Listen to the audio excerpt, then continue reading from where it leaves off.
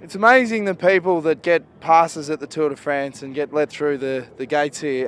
We're here with Darach McQuaid, an Irish legend. No, not really. Tour de France, mate. Give us your wrap on the race and what you think of the Tour this year.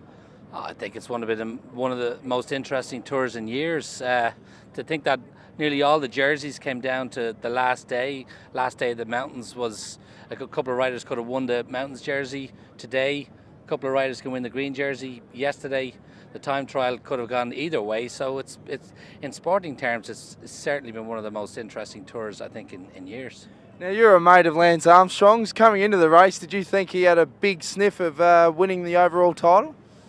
I think he had a realistic chance, yeah. I mean, if you look at a second position overall finish in the Tour of Switzerland, which has some really high climbs, third overall in Luxembourg, it looked like his form was coming up. He seemed to say just before the Tour he did a trial up the Col de Madone, and he didn't say what it was, but he said it was very close to his best. So I think it was unfortunate, the bad luck he had between the puncture and the crash at two critical parts of the race, and his morale was probably shot.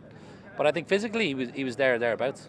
Do you think now, given the tour that he's had this year with the bad luck and that, he'd have more of an appreciation for the 7 tours that he won? Because he said in an interview that in those 7 tours he didn't have the bad luck that he had this year. Without a doubt. I mean, he's always said he knew he had good luck. 2-3 years into his winning streak, I remember guys talking about the fact that he didn't have any crashes or punctures at the wrong time. He knows that Lady Luck was with him for 7 years. Look, you cannot win the Tour de France on luck alone, but you can certainly lose the Tour de France with bad luck. And he had a great streak, and you know, he came back last year and this year, and I think has shown that his comeback was for good reasons, and I think it's been a success. Whether he's podium this year or not, it's shown that a guy 3 years after retirement can come back and compete. You know, so hats off to him. Now, guys like Contador, he's obviously going to win his 3rd Tour de France. How many do you reckon he's got in him? He's still pretty young. 5 at least. Yeah.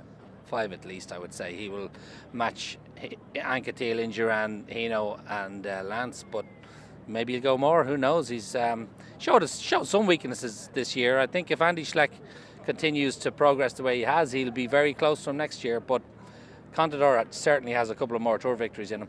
Yeah, and for the punters at home, Darach's brother to Pat McQuaid, who's the top dog at the UCI. Pat's brother to Darach McQuaid. Yeah, sorry, I mixed that up. Now, with your brother Pat, what has he got planned with the UCI at the moment? What are some of the big topics?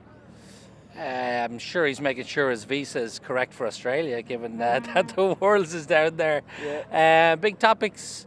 I think, you know, straightening out the sport. They've gone a hell of a long way in the last couple of years. Seemed we were having some sort of crisis this year about potential motorised bicycles. I think the UCI have kind of put the smack down on that, but they are X-raying some bikes, I believe. I reckon just growing the sport globally, you know, and countries like Australia and America are showing that non-traditional road cycling countries can be a big force in the sport, you know. Yeah. 11 starters with Australia this year, I think that's massive.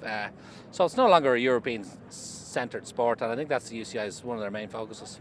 And we always see you near the end of the tour. Is that because what are the plans tonight? You're going to weasel your way into a number of different after parties? That's definitely the plan, yeah. It's always a late night or early morning, whatever way you want to describe it. Paris is always great. You know, the riders are always in good form. They get drunk a little bit too easy, you know, given that they've just ridden the Tour de France, but you don't get the best conversation out of them. But it's always a good buzz, Paris and the Tour rap parties. And 5 years ago, mate, at Lance's after party, you had your ear chewed off by some little American actress who was, in the end, you said she was a bit annoying. Who was that? Well, I didn't know it at the time, but it was Linsay Lohan, and she was, I've thought to be quite an annoying character. It seems the US judicial system thinks she's annoying as well. Well, hopefully they've got the internet in the clink. You can have a look at this interview. If she's looking, how are you, Lindsay?